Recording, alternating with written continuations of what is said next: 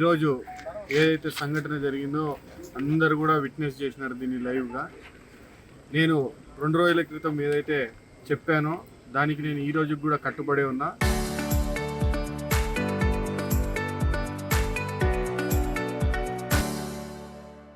అహోబిలంలో జరిగిన అక్రమాలకి అన్యాయాలకి నేను ఇచ్చిన ఎవిడెన్సులు 100% కరెక్టు. దాని మీద చర్చకి నేను ఎక్కడికైనా సిద్ధము, ఎప్పుడైనా కానీ సిద్ధమే.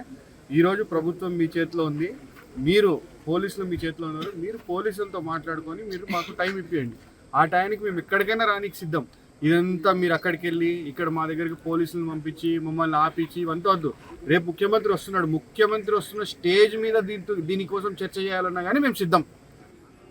విత్ ఎవిడెన్స్ వస్తాం. నేను తెచ్చి ఇచ్చిన ఎవిడెన్స్లో ఏమన్నా తప్పు ఉంటే నువ్వు ప్రూవ్ చేయి. తప్పో ఈ ఫ్యాబ్రికేటెడో ఇంకోటో నువ్వు ప్రూవ్ చేయదన్నాను. కానీ అవి చేయలేకుండా ఇట్లాంటి చిల్లర రాజకీయం చేసుకుంటా నేను అటు పోతా ఇటు పోతా అక్కడ పోతా ఇక్కడ పోతా వాళ్ళ ఇంటికి వస్తా వీళ్ళింటికి వస్తా అంటే ఆలగడ్డలు ఇవేం కొత్త కాదు. దేనికైనా సిద్ధమే, అన్నిటికీ తెగబడే ఈరోజు మేము వచ్చినాము. ఏం అయ్యేది ఏం లేదు, ఎవరింటికి ఎవరు పోతే ఏం అయ్యేది లేదు. ఈరోజు ఇది కరెక్టా కాదా అనేది ప్రూవ్ చేసుకోవాలి. ప్రూవ్ చేసుకోకుండా ఇవన్నీ మాట్లాడడం అనేది ఎంతవరకు కరెక్ట్, అది ఆలగడ్డ ప్రజలను ఆలోచన చేయమని చెప్పి కోరుతున్నాను.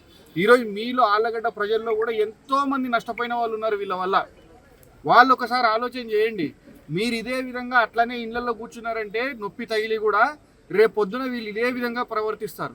ఈరోజు మీరు అందరూ కూడా కళ్ళు తెరవాలా, బయటికి రావాలా. వీళ్ళు చేసే అరాచకాలు, వీళ్ళు చేసే అన్యాయాలు ఆళ్ళగడ్డలో బయట పెట్టాలా. మీ ఎమ్మడి ఎంత దూరమైనా నిలబడడానికి మేము రెడీగా ఉన్నాం అని చెప్పి నేను ప్రజలందరికీ తెలియజేస్తా ఉన్నాను. ఇది ఒకటే నేను కోరేది, ఎక్కడైనా మేము ఈ చర్చకు సిద్ధపడి ఉన్నాము. మేము చేసిన ఆరోపణలకి మేము కట్టుబడి ఉన్నాము. మాకు అబద్ధం చెప్పాల్సిన అవసరం లేదు.